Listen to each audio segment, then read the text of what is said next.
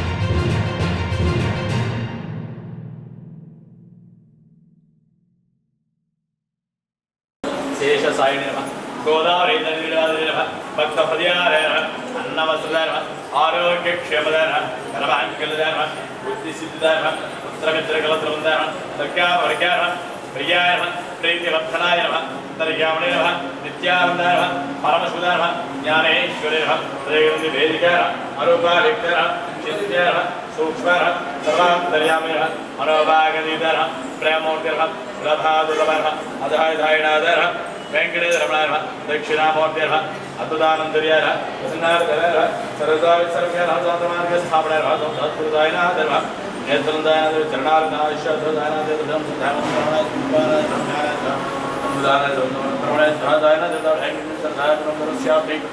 सर्वसिद्धे सर्वमेवेन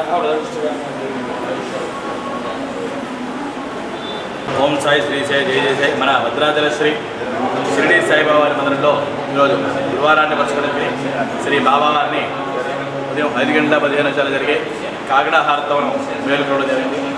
కాగడా హారతి అనంతరం స్వామివారి గురువారం తప్పగా శ్రీ స్వామివారిని భక్తులందరూ కూడా ప్రత్యేక క్షీరాభిషేకాలతో బాబావారి మూలమూర్తిని అలాగే స్వామివారి మందిరంలో వేయించేసి ఉన్న ఉపమూర్తి గణపతిని అలాగే దత్తాత్రేయ స్వామివారిని కూడా మనం ప్రత్యేక అభిషేకంతో అభిషేకం నిర్వహించడం జరిగింది. అభిషేకానంతరం గురువానంతరంగా ఈరోజు స్వామివారిని నూతన వస్త్రాలతో అలాగే స్వర్ణాభరణాలతో కూడా మనం అలంకరించుకోవడం జరిగింది. అదేవిధంగా ప్రతి గురువారం జరిగినట్టుగానే భక్తులందరి చేత కూడా శ్రీ బాబావారికి ప్రత్యేక గోత్రనామార్చనలు జరగబడుతున్నాయి. అదేవిధంగా ప్రతినిత్యం జరిగినట్టుగానే బాబావారి మందిరంలో భక్తుల ఆర్థిక సహకారంతో మధ్యాహ్నం 12 గంటల నుంచి కూడా అన్నదానం వద్ద అన్నప్రసాద వితరణ జరుగుతోంది. ప్రతి గురువారం దాదాపు 2000 మందికి దాకా మనం అన్నదానం వద్ద అన్నప్రసాద వితరణ చేస్తున్నాం. అదేవిధంగా బాబావారి మందిరం తరపున ప్రతి గురువారం సరస్వతి శిశుమందిరికి అలాగే సరోజిని వృద్ధాశ్రమం వారికి ఇద్దరికీ కూడా ఒక 200 మంది దాకా మనం ఇక్కడి నుంచి అన్నదానం పంపించడం జరుగుతోంది.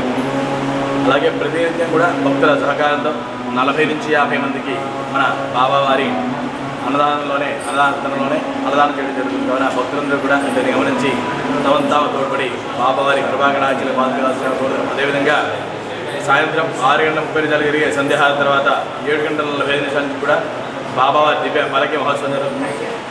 ఇందులో భాగంగా శ్రీ బాబావారిని మేళతాళాలతో పలకి మీదుగా ఊరేగించుకుంటూ తాత్పూర్ సెంటర్ ఆంజనేయ స్వామివారి ఆలయం మీదుగా పాత ఎల్ఐసి రోడ్డు మీద నుంచి కూడా మనం మళ్ళీ పల్లకి మీదుగా శ్రీ స్వామివారిని ఆలయానికి తీసుకువడం జరుగుతుంది. తర్వాత తీర్థప్రసాద వితరణ. కావున భక్తులందరూ కూడా ఈ మహోత్తరమైన పల్లకి మహోత్సవాన్ని గమనించి ఇందులో పాల్గొని శ్రీ బాబావారి దీపాల పల్లకిని మోసి వారి కృపాకటాక్షర భద్రాచల శ్రీ షిరిడి సాయిబాబా ఓం సాయి శ్రీ సాయి జయ జయ.